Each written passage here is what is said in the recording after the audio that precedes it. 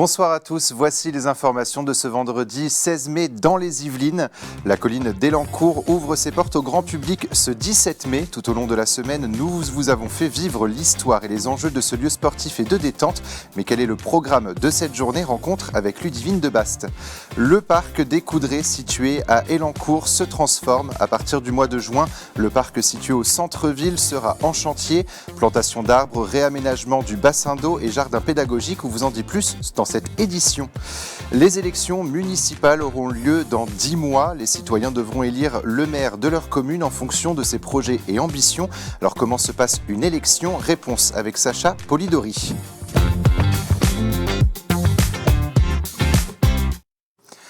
L'ouverture au grand public de la colline d'Élancourt, c'est demain. Des champions des derniers Jeux Olympiques seront présents sur place. Des animations sont prévues tout au long de l'après-midi et de la soirée.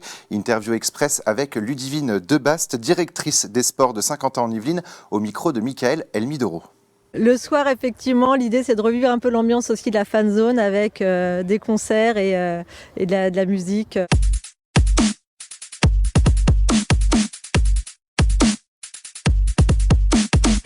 Donc vous pourrez venir tester le pump track, les différents circuits de VTT. On a prévu également un escape game grandeur nature, des balades encadrées pour découvrir la biodiversité sur la colline, son histoire. L'ascension au sommet effectivement sera à ne pas rater avec la table d'orientation qui a été créée dans le cadre de l'héritage. L'objectif c'est vraiment de redécouvrir cette colline dans une ambiance festive, revivre l'émotion des jeux. On aura également la possibilité de pouvoir venir pique-niquer. On aura des food trucks qui seront présents avec une cérémonie d'ouverture prévue à 18h et la fin de soirée sera plutôt festive avec des concerts et un DJ qui animera la colline jusqu'à 21h30. On aura aussi la chance d'avoir de nombreux champions olympiques puisque Victor Koretsky, médaillé d'argent ici même, sera présent. Joris Daudet et Anthony Jean-Jean, médaille de bronze au Freestyle Park, donc qui sera présent toute l'après-midi avec une équipe de riders professionnels puisqu'on pourra aussi tester le BMX Freestyle. C'est ouverture au grand public. Je vous invite vraiment à venir en famille, entre amis. On pourra vous mettre à disposition des VTT. Si vous en avez, venez avec. L'objectif, c'est vraiment de pouvoir redécouvrir ce site qui a été réaménagé.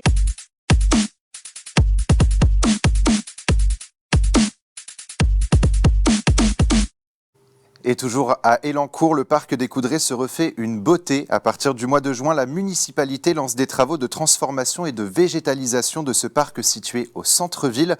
Conçu dans les années 1970, les Coudrées a déjà connu des rénovations. En 2006, d'une superficie de 8 hectares, le projet coûtera 3 millions d'euros à Saint-Quentin-en-Yvelines et 1 million d'euros à la commune d'Élancourt. 200 arbres y seront plantés, dont 90 arbres dits remarquables. Le bassin d'eau sera agrandi et un jardin pédagogique qui sera implanté. L'aire de jeu actuelle tire sa révérence pour laisser place à 1300 mètres carrés de structures dédiées aux enfants de 0 à 12 ans.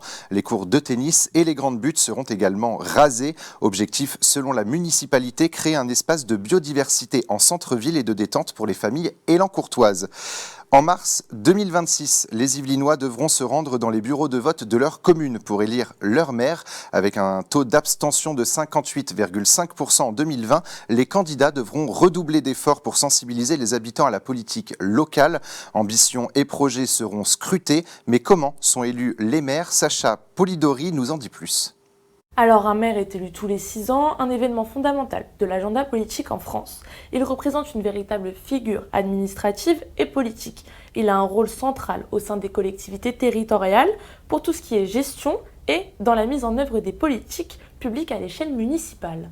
Le maire n'est pas directement élu par les habitants de la commune. Dans un premier temps, les électeurs vont voter pour élire les conseillers municipaux au suffrage universel direct lors des élections municipales. Puis, dans un second temps, les conseillers municipaux vont se réunir et voter à leur tour pour le maire. En France, il y a 2 modes de scrutin pour élire vos conseillers municipaux.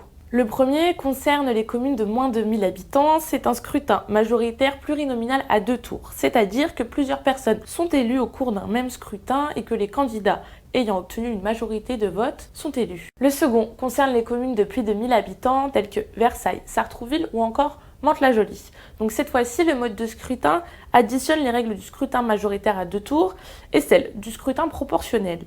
Donc on élit d'abord certains candidats au scrutin majoritaire à 2 tours, puis les autres sont choisis selon la proportion des votes obtenus par chaque parti. Les dernières élections dont le second tour s'était vu décalé à cause de la crise du Covid-19 s'étaient tenues en mars et en juin 2020. Le prochain renouvellement des conseillers municipaux est prévu pour l'année 2026. Dans ce contexte, les communes yvelinoises préparent déjà leurs candidats et ça fait parfois débat. À Conflans-Sainte-Honorine, le mouvement Les Jeunes avec Macron dénonce la nomination de Laurent Brosse comme chef de file du parti Horizon pour les élections municipales 2026. En cause, la condamnation de l'actuel maire de la commune en octobre 2023 pour harcèlement moral, violence volontaire, agression sexuelle et séquestration avant de faire appel. Dans les lignes du Parisien, Laurent Brosse indique, je cite, « Comme l'opposition n'a pas de sujet à critiquer dans une ville parfaitement gérée, je suis attaqué sur ma vie ». Fin de citation.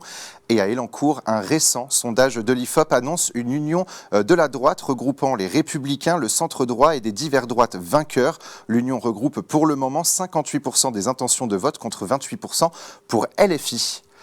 Et côté sortie, plusieurs rendez-vous sont à prévoir ce week-end. Le dimanche 18 mai, Montigny-le-Bretonneux propose son marché du terroir avec des activités autour du vélo. À l'aérodrome Les Mureaux-Verneuil, la traditionnelle fête de l'air revient pour une nouvelle édition.